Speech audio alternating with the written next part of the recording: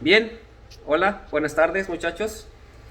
Esta es nuestra segunda parte del video de la práctica número 1 y vamos a continuar donde nos quedamos el día de ayer, que fue en la inoculación del caldo de BHI para poner a crecer masivamente el cultivo de Escherichia coli o la probable Escherichia. Recuerden que lo metimos a una estufa. Aquí está el caldito.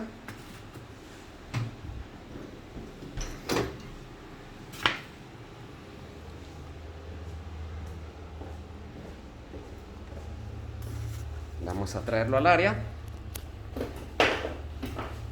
Revisamos que haya turbiedad. Está turbio, quiere decir que hay crecimiento. ¿Cómo puedo verlo mejor? Bueno, vamos a agarrar uno que no esté turbio, vamos a compararlo. Entonces quiero que vean la diferencia. Si yo lo hubiera dejado más tiempo, se enturbia más. El problema de dejarlo más tiempo es que las bacterias cambian de fase, y el hecho de que cambian de fase significa que se hacen más viejas y entonces empiezan a perder capacidad de reproducirse a la velocidad en la fase log, que es la fase logarítmica, que es la que nosotros deseamos permanecer siempre en un cultivo para que crezca lo más rápido posible. Si esto lo dejamos más tiempo, los nutrientes del cultivo se empiezan a terminar y la bacteria empieza ya en una fase de desaceleración e incluso empieza la fase de muerte y ya no tiene las características de una bacteria joven. Entonces empieza a decrecer. Entonces no es conveniente utilizar cultivos viejos, hay que utilizarlos preferentemente entre 18 a 24 horas. Por eso se prefieren esos tiempos. Pero bueno, ya con el tubito, importante mencionar que su práctica habla de, en la parte número 1, de que tenemos que tener 10 tubos con caldo TCA, y luego cuando habla del desarrollo, dice que hay que tener 10 tubos con agar TCA. O sea, ahí hay una incongruencia. La persona que transcribió seguramente no reparó en este detalle, pero no es lo mismo un agar TCA que un caldo TCA. ¿Cuál es la diferencia? Tanto el agar TCA como el caldo TCA tienen exactamente los mismos nutrientes, es exactamente lo mismo. O sea, son las mismas ventajas para nutrición de la bacteria. La única diferencia es que el agar TCA tiene precisamente eso, una proteína gelificante que se hace como gelatina. Por lo tanto, el medio de cultivo que tenga agar, este y cualquier otro que tenga agar, se va a gelificar, se va a hacer sólido, como este, por ejemplo. Este es un agar sangre. Al principio, cuando está caliente, está líquido, pero si yo lo dejo enfriar, se gelifica y queda como una gelatina. En cambio, el caldito, pues al principio, cuando yo lo caliento, pues está líquido, pero cuando se enfría, sigue líquido, porque no tiene ese gelificante que es el agar. La diferencia, pues es nada más si yo lo quiero gelificado o no. Para fines prácticos, a mí me pareció más correcto utilizar caldo. ¿Por qué? Porque en el caldo veo exactamente el crecimiento bacteriano, agitándolo así, y además yo puedo inocularlo con mayor precisión que cuando lo hago en un cultivo sólido.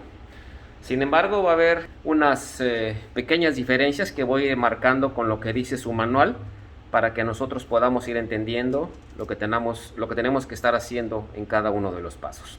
¿Ok? Entonces, pasando a este punto, ya entendemos que este caldito, ¿sí?, ya tiene el crecimiento. Ahí está todo el crecimiento de esta bacteria. Probablemente Escherichia coli, probablemente no me interesa mucho. Lo que sí sé es que es una enterobacteria y vamos a inocularla en varios de estos tubos. ¿Qué es lo que voy a hacer en primera instancia? Bueno, el manual o la práctica nos habla de 10 tubos. 3, 6, 9, 10. Pueden ser 10, pueden ser más, dependiendo del material que nosotros tengamos, no hay problema.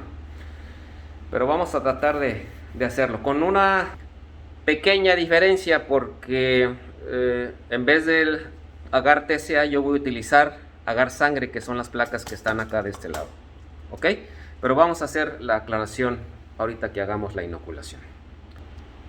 Bien, entonces lo que vamos a hacer ahorita, voy a tomar de aquí, son 10 tubos, es 1 mililitro, voy a poner aproximadamente, puedo hacerlo con una asa bacteriológica, como dice su agar, pero voy a ponerle un poco más de cultivo, voy a ponerle unos 50 microlitros de esto.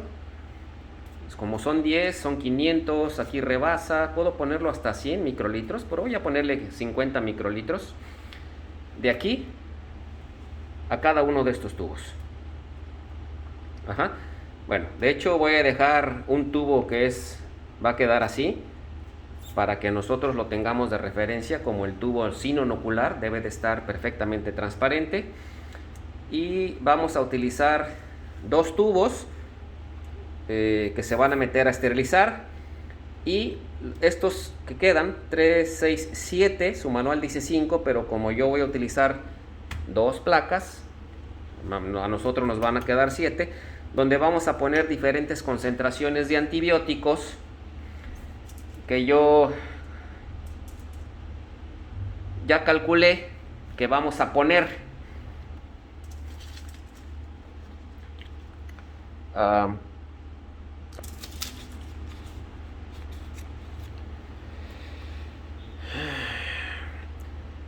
Vamos a poner 2.5 microlitros de una suspensión de penicilina para dar 1000 unidades, 12.5 para 5000, 25 para 10000, 62.5 para 25000, 125 microlitros para 50000, 250 microlitros para 100,000 y 1.25 mililitros para 500,000 unidades. ¿De qué? De este vial que yo voy a hidratar, para tener ahí 800,000 unidades de penicilina procaínica. ¿Ok?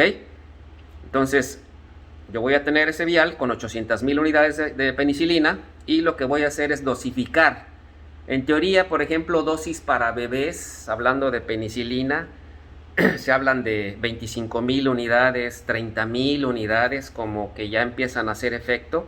Obviamente estamos hablando que cuando ya la biodisponibilidad del antibiótico está presente en la sangre, bueno, las concentraciones, cuando ustedes lleven farmacología o cosas de ese tipo, van a aprender a calcular qué tanto absorben del medicamento, qué tanta concentración le llega o pasa a la sangre para que esté biodisponible, para que pueda hacer efecto sobre el bicho que ustedes quieren eliminar. Pero bueno, ahorita yo hice un cálculo aproximado, tomando la literatura,